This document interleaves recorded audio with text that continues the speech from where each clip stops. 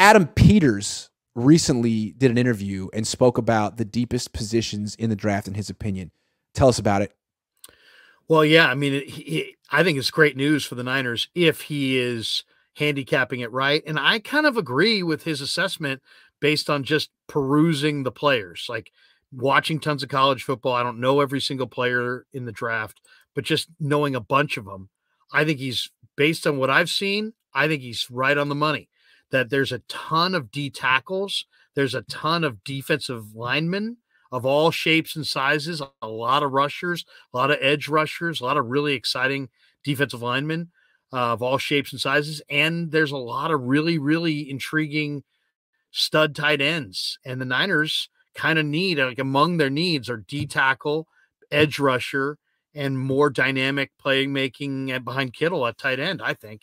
And I could easily see them drafting 5 or 6 guys that will play one of those 3 positions. And the fact that they're super loaded in the draft is great news.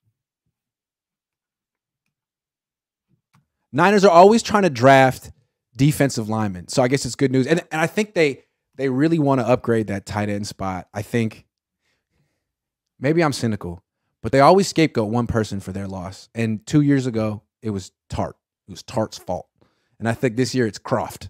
Croft, what were you thinking? Come on. So I think that if only we had a better tight end number 2, we would have won this game. Like, all right. So maybe they're going to make that a priority. Fine. There are some really good tight ends this year. And the Niners really haven't. That's like the one position they haven't tried to address at all since Kyle's gotten here. They didn't luck out, but they lucked out with Kittle in round 5. And since then, they drafted 2 guys in round 6, cut one immediately, signed Jordan Reed at the end of his career, hung on to Ross Dwelley for no reason, never used him.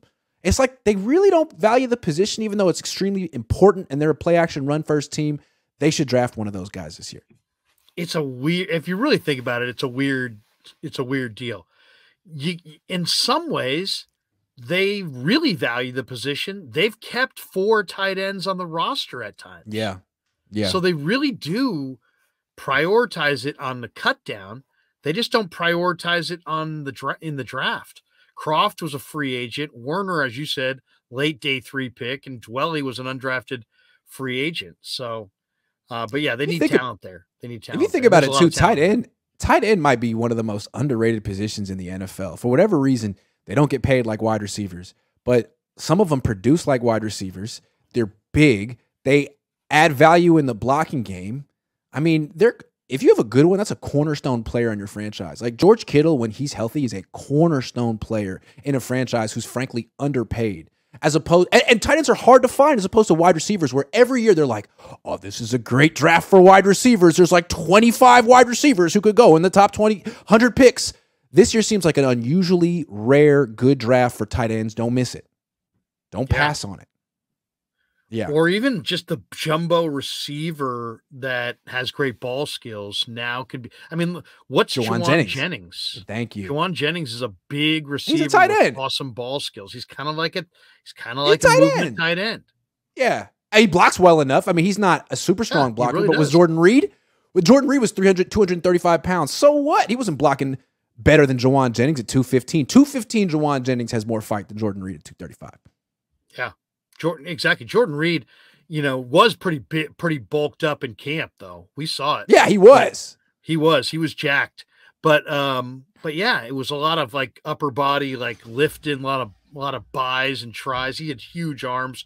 But yeah, I mean, you look at they need to go tight end, and maybe one of the best tight ends I've ever seen. I think is Michael Mayer, the Notre Dame prospect. I think he's tremendous. I absolutely would, if you could make a trade and somehow get into 15 to 20 range, geez, I mean, Michael Mayer he's a Gronk and a Kittle and a Kelsey all rolled into one, man. He's terrific.